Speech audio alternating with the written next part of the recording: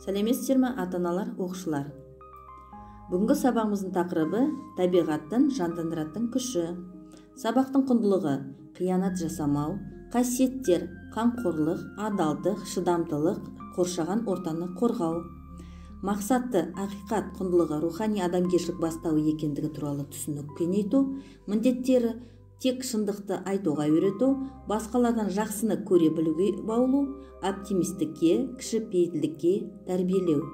Балалар, сабақты бастамастан бұрын 5Т ережені есімізге түсірейік.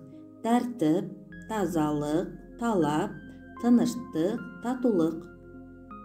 Балалар, ережені есімізге түсіріп, тәртіп сақтап, оқып, білуге, талаптанып, тыныштықты орнатып, тазалықты сақтап, бүгінгі күнімізді татулықпен өткізейік.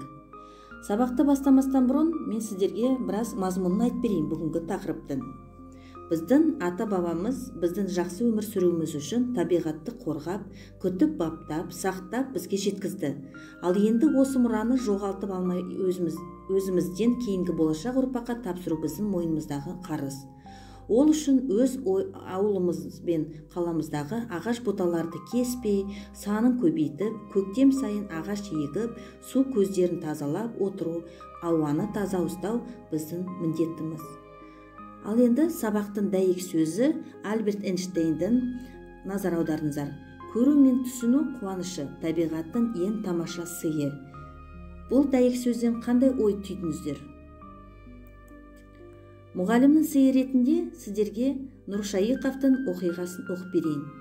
Қарт кісі жолаушылап келе жатып, кешке қарай жолда өсіп тұрған жалғыз масақ бидайға кездеседі.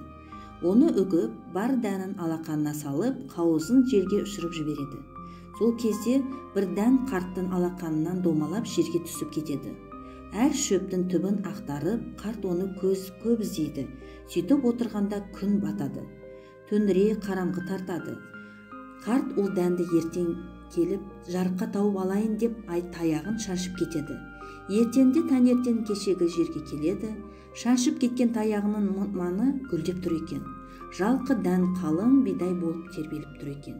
Жалғыз дәнді далада қалдырмауға тырысып, қамқорлық жасағаны үшін табиғат ана адамға осылай разылық білдірсе керек.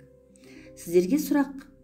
Бірінші сұрақ: қарт адам жалғыз масақты не үшін көп іздеді? Екінші сұрақ: адамдар табиғатқа неліктен қамқорлық танытады?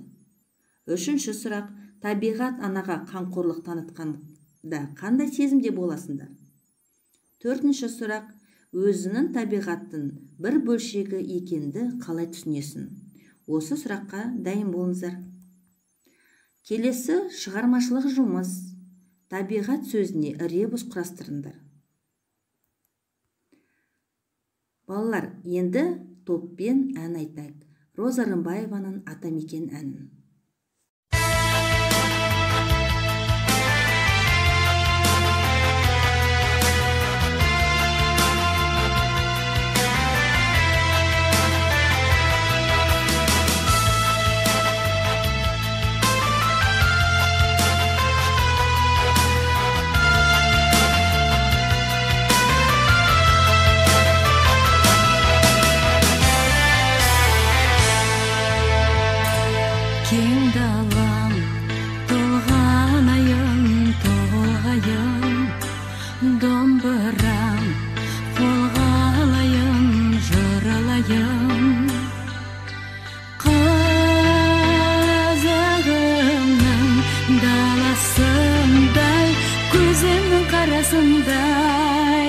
Ayналдым сен Атамекен ай, теңіздей тебірендім, тербедім, сапарда сағынышым сен менің.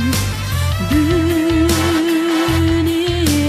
ай сырларыңдай мөлдіріп қонғанымдай, сағындым сен ай, Атамекен ай.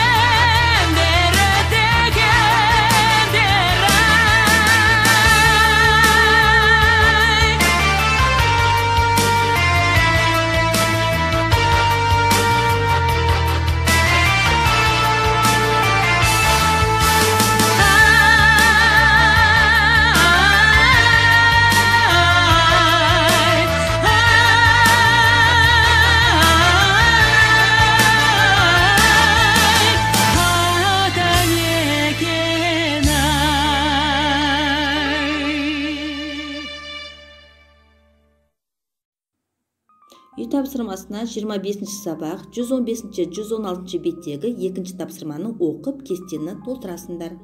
26 сабақты тоғай ішінде мәтінін оқып келесіңдер.